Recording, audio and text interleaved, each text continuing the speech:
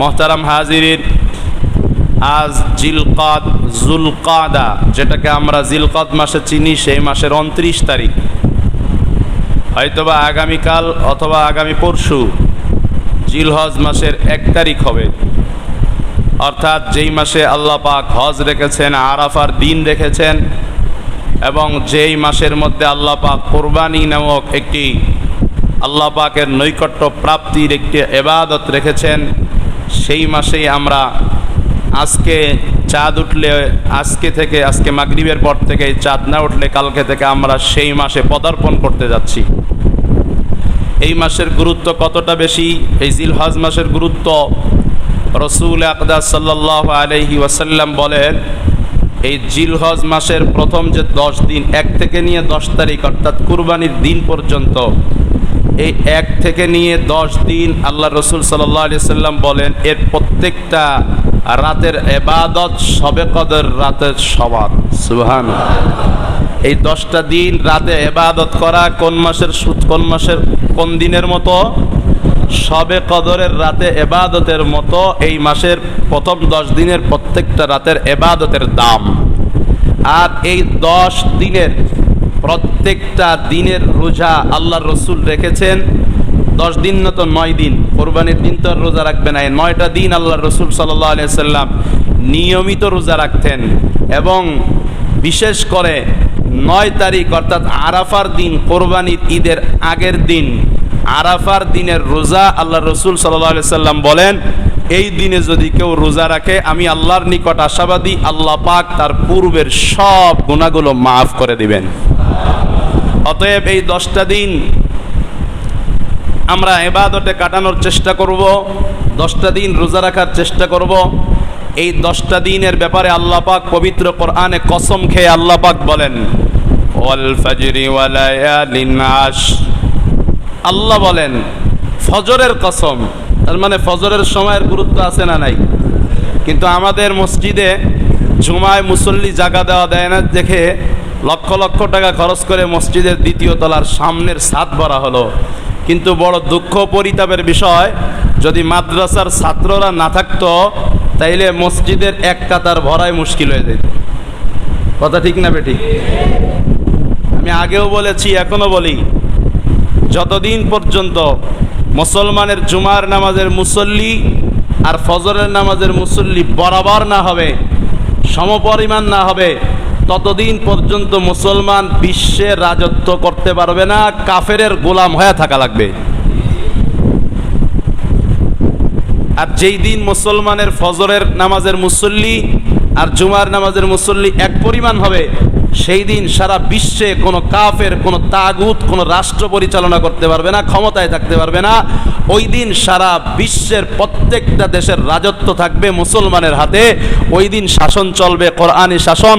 ওই দিন আর বিশ্বের জমিনে কোনো অনিয়ম, দুর্নীতি, বিশৃঙ্খলা আর অশান্তি থাকবে না। সারা বিশ্ব শান্তিময় হয়ে যাবে। শর্ত, মুসলমান যারা জুমা পড়ে তাদের প্রত্যেককে ফজরের নামাজও পড়া লাগবে।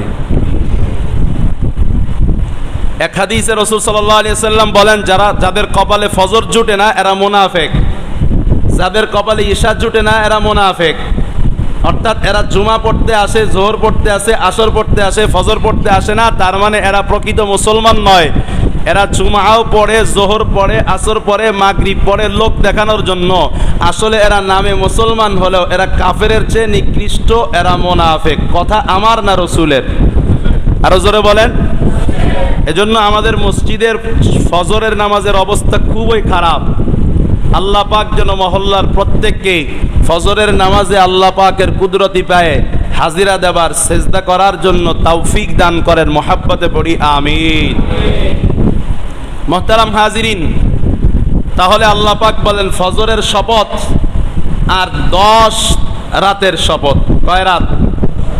এই 10 রাত দ্বারা মুফাসসিরিন ইকরাম বলেন এই জিলহজ মাসের প্রথম 10 রাত উদ্দেশ্য। তার মানে আল্লাহ পাক কি সাধারণ কোনো জিনিসের কসম খাবেন? আল্লাহ পাক যেই জিনিসের কসম খায় সেই জিনিস আসলেই গুরুত্বপূর্ণ, আসলেই সেই জিনিস দামি। অতএব আল্লাহ পাকের দেওয়া নেয়ামত জিলহজ মাসের এই প্রথম 10 দিন আল্লাহ পাক আমাদেরকে ইবাদতে কাটানোর জন্য তৌফিক দান করেন। মহাব্বতে পড়ি আল্লাহুম্মা আমিন। মুহতারাম হাজিরিন, আলোচনা চলতেছিল ইব্রাহিম আলাইহিস সালামের ইতিহাস, কুরবানির ইতিহাস বলতে গিয়া আমি সীমিত সময় ইতিহাসটা শেষ করে ফেলব। যেই ইতিহাস আপনারা সকলে জানেন, এই ইতিহাস একটু কম বললেও চলবে, কিন্তু গুরুত্ব এবং প্রয়োজনীয়তার কিছু মাসাইল এগুলো বেশি দরকার। এজন্য আমি সীমিত সময়ে 5-10 মিনিটে ইতিহাসের সমাপ্তি ঘটিয়ে আমি ইনশাআল্লাহ গুরুত্ব তাৎপর্যের দিকে চলে যাব। আল্লাহ পাক আমাদের প্রত্যেককে কোরবানিটাকে অনুধাবন করে আমল করার তৌফিক দান করেন। আবার মুহাব্বতে পড়ি আমিন। ভাইরা আমার, বলতেছিলাম যে মা আম্মাজান হাজেরা বিবি সারার গোলাম ছিল, বিবি সারার বাদী ছিলেন। তাকে নিজের স্বামীর সাথে বিবাহ দিলেন, যেহেতু নিজের গর্ভে সন্তান আসে না, তিনি বন্দা মহিলা। সন্তান যখন আসলো, ইসমাইল আলাইহিস সালাম যখন হাজেরার গর্ভে আসলেন, তখন বাবা ইব্রাহিমের বড় বিবি, প্রথম স্ত্রী সায়রা, তিনি একটু সতীনের যেই হিংসাত্মক ভাব সেটা চলে আসলো। মানুষ হিসাবে আসতেই পারে, নবীর বিবিদের মধ্যেও আসছে। সতীন থাকলে একটু হিংসাহিংসি হবে, এটাই স্বাভাবিক। মানুষের ভেতরে হিংসার একটা মূলধন, হিংসার যে একটা চাহিদা, এটা মানুষের ভেতরে থাকে। কেউ কন্ট্রোল করতে পারে, কেউ কন্ট্রোল করতে পারে না। এরপর আমি বলেছিলাম, তিনি বললেন, এই হাজেরা, তোমার ঘরে সন্তান ফুটফুটে বাচ্চা হয়েছে ইসমাইল, তোমারে আমার স্বামী ভালোবাসে, আমার গর্ভে সন্তান আসলো না, তোমার কিন্তু কান দুইটা ছিদ্র করে লোহা ভরে দেব। এই শপথ রক্ষার্থে ইব্রাহিম আলাইহিস সালাম বলেছিলেন যে চিকন চিকন ছোট ছোট দুটি লোহা তার দুটি কানে পরিয়ে দাও। হাজেরা এমনিই দেখতে অনেক সুন্দরী ছিলেন। এরপরে আবার যখন দুইটা কানের দুল অর্থাৎ দুইটা লোহা যখন ঢুকিয়ে দেওয়া হয়েছে, তখন দেখতে তার সৌন্দর্য আরো বেড়ে গেল। কিছুদিন পর আবার সে বলল, তোমার পায়ের মধ্যে কিন্তু আমি শিক পরায়া দিব, লোহা পরায়া দিব, বেড়ি পরায়া দিব। আমি শপথ করে বলছি, হে হাজেরা, সায়রা বলতেছে, বিবি সায়রা, যে তোমার পায়ের মধ্যে কিন্তু আমি লোহা পরায়া দিব, শিক পরায়া দিব। হঠাৎ করে মনে পড়লো, কথাটা তো বলা আমার ঠিক হয়নি। বাবা ইব্রাহিম আলাইহিস সালামের কাছে গিয়ে বললেন, স্বামী আমার, আমি তো হাজেরাকে এমন একটা কথা বলে ফেলেছি, এখন আমি শপথ করে বলেছি, শপথ করে সে কাজ না করলে তো গুনাহ হয়, আমি এখন কি করতে পারি? বাবা ইব্রাহিম আলাইহিস সালাতু ওয়াস সালাম বললেন, এই সায়রা, তুমি যেহেতু শপথ করে বলেছো যে হাজেরার পায়ের মধ্যে তুমি বেড়ি পরিয়ে দিবা, শিকল পরিয়ে দিবা, যাও চিকন চিকন দুইটা বেড়ি হাজেরার পায়ের মধ্যে পরিয়ে দাও। চিকন চিকন দুইটা বেড়ি যখন লোহা যখন হাজেরার পায়ের মধ্যে পরিয়ে দেওয়া হলো, আল্লাহর ফজরে, আল্লাহর আদেশে, আল্লাহর শক্তিতে হাজেরাকে দেখতে আরো বেশি চমৎকার দেখা গেল। সেখান থেকেই পায়ের দুলের সূচনা হইল, সেখান থেকেই কানের দুলের সূচনা হইল। কানের দুল আর পায়ের যেই কি বলে এটা, পায়ের যে নুপুর আছে, এই নুপুর আমরা মহিলাদেরকে পড়তে দেখি, কিন্তু এটার ইতিহাস আমরা অনেকেই জানি না। অথচ এটার ইতিহাস আসছে আমাদের বাবা ইব্রাহিম আলাইহিস সালাতু ওয়াস সালাম থেকে। তবে কানের দুল বলেন, পায়ের নুপুর বলেন, এগুলো শুধু স্বামী দেখবে, মাহরাম পুরুষই দেখবে। পায়ের দুল পরে রাস্তায়, পায়ের নুপুর পরে মহিলারা রাস্তায় বের হওয়া জায়েজ নাই, কারণ পায়ের নুপুর পরে রাস্তায় বের হলে ধুমধুম আওয়াজ হবে, এই আওয়াজ বেগানা পুরুষের কানে যাবে, ওই পুরুষটায় মহিলার প্রতি আকৃষ্ট হবে। এজন্য পায়ের নুপুর মহিলারা পরবে বাসা বাড়িতে, স্বামীর সামনে। রাস্তাঘাটে নুপুর পরে বের হওয়া জায়েজ নাই। আল্লাহ পাক আমাদেরকে বুঝবার জন্য তৌফিক দান করেন। মহব্বতে পড়ি আমিন। মুহতারাম হাজিরিন, বিবি সায়রার সাথে যে ঘটনা ঘটেছিল সেটা হলো, আল্লাহর খলিল ইব্রাহিম আলাইহিস সালাম ইরাক জন্মগ্রহণ করেছিলেন, ইরাক থেকে ফিলিস্তিনে হিজরত করে তিনি গিয়েছিলেন। ফিলিস্তিন আর মসজিদে আকসা এমন একটি জায়গা, যত পয়গম্বর, যত নবীরা দুনিয়াতে আগমন করেছেন, প্রায় সকল, একদম সকলে না, প্রায় সকল নবী রাসূলুল্লাহ ফিলিস্তিনের মসজিদে আকসায় গিয়েছিলেন। সুবহানাল্লাহ। এবং দুনিয়াতে যত নবী রাসূলগণ এসেছিলেন সবচেয়ে বেশি সংখ্যক নবীদের কবর আর রওজা হলো ফিলিস্তিনের জমিনে মসজিদে আকসার চতুর্দিকে। পড়ুন না সুবহানাল্লাহ। এজন্যই তো মসজিদে আকসাকে আমরা এত ভালোবাসি, এজন্যই তো মসজিদে আকসার আমাদের কাছে এতটা দাম।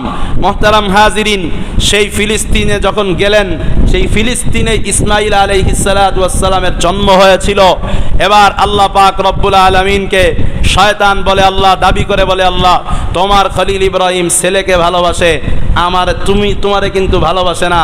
আল্লাহ বলেন, এই শয়তান, তুমি কি দেখতে চাও আমার খলিল ইব্রাহিম এই শত শত বছর আমি আল্লাহর কাছে দোয়া করে একটা সন্তান পাইছে, তো কি হয়েছে? আমার খলিল তার সন্তান ইসমাইল থেকে আমি আল্লাহকে বেশি ভালোবাসে। আল্লাহ পরীক্ষা করলেন আর স্বপ্নে দেখাইলেন, ইন্নী আরা ফিল মানামি আন্নী আযবাউকা ফানজুর মাযা তারা। قال يا أبت افعل ما تؤمر ستجدني إن شاء الله من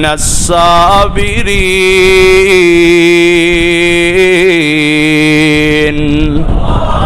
আল্লাহ পাক স্বপ্নে দেখাইলেন ইব্রাহিম আলাইহিস সালাম কুরবানি করতেছেন, স্বপ্নে দেখতেছেন আল্লাহর নামে কুরবানি করতেছেন।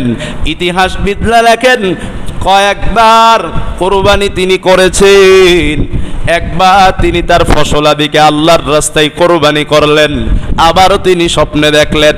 তারপরে তিনি পশুকে কুরবানি করলেন, আবারও তিনি স্বপ্নে দেখলেন। বারবার স্বপ্নে দেখার পর বাবা ইব্রাহিমের আর বুঝতে বাকি নাই, আমার আল্লাহ আমার প্রিয় বস্তু, সব থেকে প্রিয় বস্তু দুনিয়াতে আমার সন্তান, আমার বাচ্চা ইব্রাহিম, আমার বাচ্চা ইসমাইল, এটাকেই আমার আল্লাহ কুরবানি করার আদেশ দিচ্ছেন। ছেলের কাছে গিয়া বাবা এবার ডেকে ডেকে বলে, ও আমার ইয়া বুনাইয়া ইন্নী আরা ফিল মানামি আন্নী আযবাহুকা, ও আমার ছেলে ইসমাইল, আমি স্বপ্নে যুগে দেখলাম আল্লাহর নামে আমি তোমাকে জবাই করতেছি, আল্লাহর উপরে তোমাকে আমি সুপর্দ করে দিয়েছি, তোমার কি মতামত? সন্তানও কেমন? সন্তানও ডেকে বলে, ইয়া আবাতি ফাআল মা তুমার, ও আল্লাহর পয়গম্বর, ও আমার বাবা ইব্রাহিম, যেহেতু আপনার মালিক আমার মালিক, আল্লাহ আপনাকে স্বপ্নে দেখিয়েছেন, দেরি কেন করতেছেন? যেটা স্বপ্নে দেখেছেন সেটা করে ফেলুন। আপনার সন্তান ইসমাইলকে আপনি ধৈর্যশীলদের অন্তর্ভুক্ত পাওয়া যাবে। আর আমাদের অবস্থা কি? আমাদের ছেলে মেয়েদেরকে আমরা যদি দ্বীনের জন্য কোনো কোরবানি করতে বলি, যদি বাবা বলে তো মা তার বিরোধিতা করে, তুমি এই ফজরের সময় আমার ছেলের উঠায় না, আমার ছেলের কষ্ট হবে। কথা ঠিক না বেঠিক? যদি কোরআন শিক্ষার জন্য মা বলে সকালবেলা মক্তবে পাঠায় দেয়, বাবা বলবে আমার ছেলের ঘুমে ডিস্টার্ব করিও না। যদি মা বাবার একজন বলে ছেলের হাতে মোবাইল দিও না, টিভি দেখায়ও না, ছেলেকে কার্টুন কিনে দিও না, ছেলেকে মূর্তি কিনে দিও না, আর একজন বলবে তুমি কিছুই বুঝো না, আমার সন্তানের চাহিদাটাই পূরণ করতে পারলা না, তুমি আবার কেমন বাবা? কথা কোন আছে না নাই? অথচ বাবা কুরবানি করতেছেন, ছেলে বলতেছেন আমি রাজি আছি। মাও সুন্দর করে সাজায়া গোছায়া জবাই করার জন্য নিজের ছেলেকে বাবার হাতে তুলে দিয়েছেন। আল্লাহু আকবার বলি। এখান থেকে প্রতিটা মা বাবার শিক্ষা নেওয়া উচিত। আল্লাহর জন্য নিজের ছেলেকে, নিজের মেয়েকে যে কোনো কাজ করতে আমি দিব, আমার দিলের মধ্যে ব্যথা থাকবে, কিন্তু আমার দিলের মধ্যে ওই ব্যথাটা আমি আল্লাহর জন্য হাসি মুখে মেনে নিব। পারবো তো ইনশাআল্লাহ? আল্লাহ পাক আমাদের প্রত্যেককে কবুল করেন, মহাব্বতে পড়িয়া আমিন। মা হাজেরা এবার ইসমাইল আলাইহিস সালামকে সুন্দর মতো সাজায়া গোছায়া দেয়। বাবা ইব্রাহিম ছেলেটাকে নিয়ে ইসমাইলকে নিয়ে জবাই করবে। আমার আল্লাহ পবিত্র কোরআনে সেই ঘটনা বর্ণনা করে, কয় ফালাম্মা বালাগা মাহু সায়া ক্বালা ইয়া বুনাইয়া ইন্নী আরা ফিল মানামি আন্নী আযবাহুকা ফানজুর মাযা তারা। قال يا أبت افعل ما تؤمر ستجدني إن شاء الله من الصابرين। শিশু ইসমাইল রাজি হইয়া বাবাকে এবার ডাক দিয়ে বলে, ও বাবা, দুইটা কাজ তুমি করবারে বাবা। এক নাম্বার কাজ হলো তুমি তোমার চক্ষুটাকে বেঁধে নিবা ভালো করে, কারণ যদি বাবার দৃষ্টি সন্তানের উপর পড়ে গো, মায়ার কারণে বাবা হয়তো তুমি আমারে জবাই দিতে পারবা না, তোমার মায়া লেগে যাবে। এজন্য তুমি আগে আমারে ভালো করে বাঁধবা, আমি যেন নড়াচড়া করতে না পারি। আর তোমার চক্ষু দুইটাও বেঁধে নিবা যেন মায়া না লাগে রে বাবা। ছুরিটা ভালো করে ধার দিয়ে নাও, আর আমার শরীরের যে জামাটা থাকবে এই জামাটা ফালাইবা না।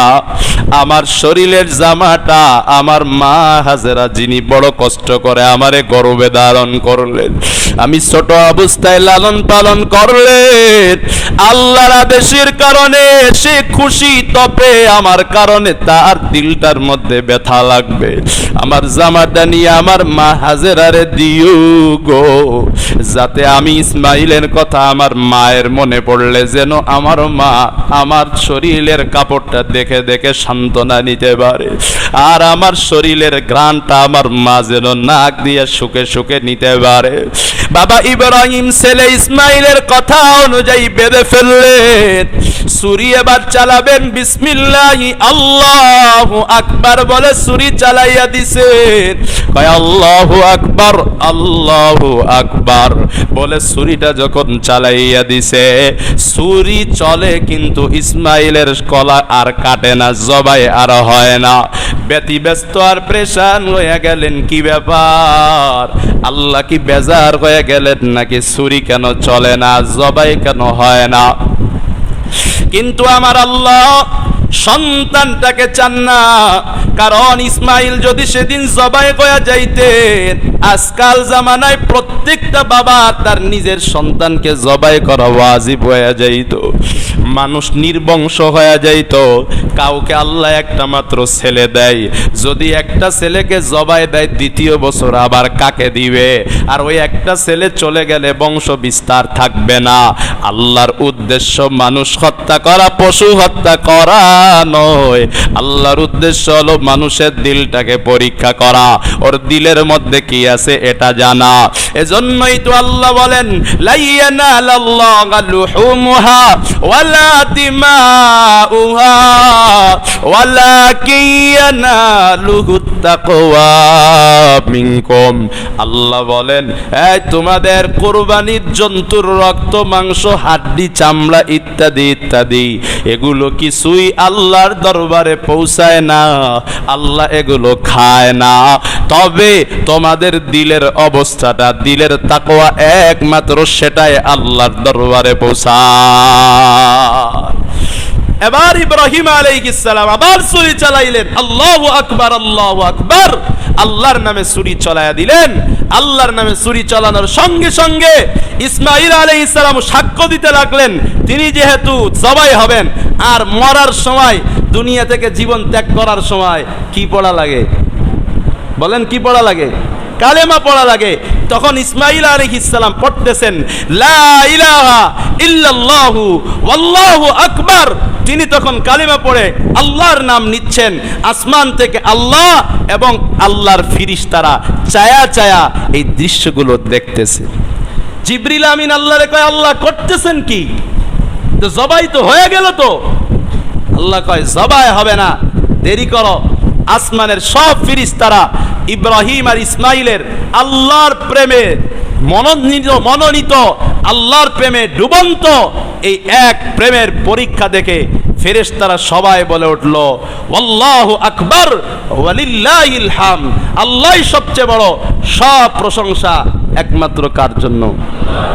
আর এই বাক্যগুলা ইব্রাহিমের বাক্য, ইসমাইলের বাক্য, ফেরেশতাদের বাক্য, আল্লাহর সামনে এই তিন শ্রেণীর কথোপকথনগুলো আল্লাহর কাছে এতটাই ভালো লেগেছে যে আল্লাহ পাক আমাদের জন্য কোরবানির ঈদে, জিলহজ মাসে, নামাজের পরে, হজে গিয়ে, ঈদের দিন আসার সময়, ঈদের মাঠ থেকে ফেরার সময় এই বাক্যগুলো পড়া আমাদের জন্য আল্লাহ পাক আবশ্যক করে দিয়েছেন।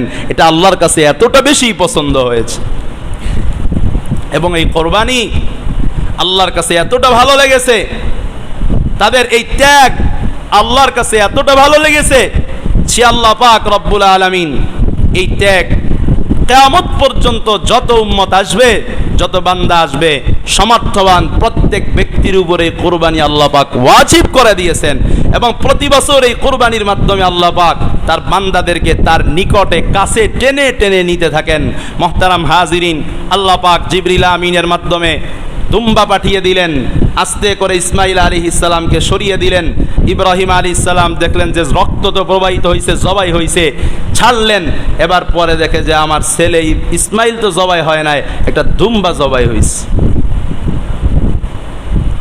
এবার এটা দেখা তো পেরেশান হয়ে গেছে, এই আমার ছেলে কই গেল, দুম্বা কে দিল?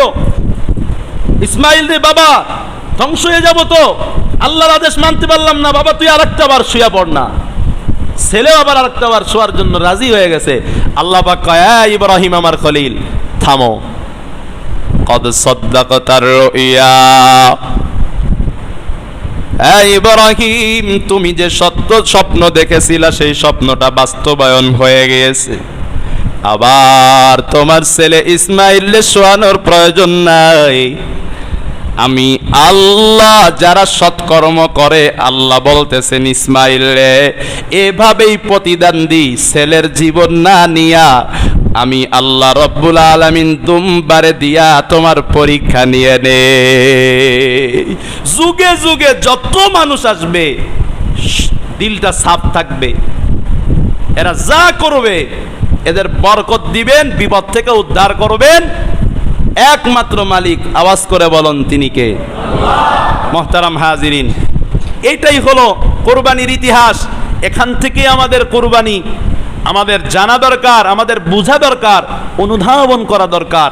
আল্লাহ পাক কত সহজ করেছেন, কত সহজ করেছেন। ইব্রাহিম আলাইহিস সালামের মতো যদি আল্লাহ পাক আমাকে আপনাকে বলতো যে তোমার ছেলেটাকে জবাই দিয়ে দাও, আমি কি পারতাম? কিন্তু এত সহজ করার পরেও আমি কোরবানির পশুটা জবাই করতে পারি না, আমি কোরবানি দিতে পারি না। এত সহজ করার পরেও আল্লাহর কথা তো যথাযথই ঠিক আছে, ইন্নাল ইনসানা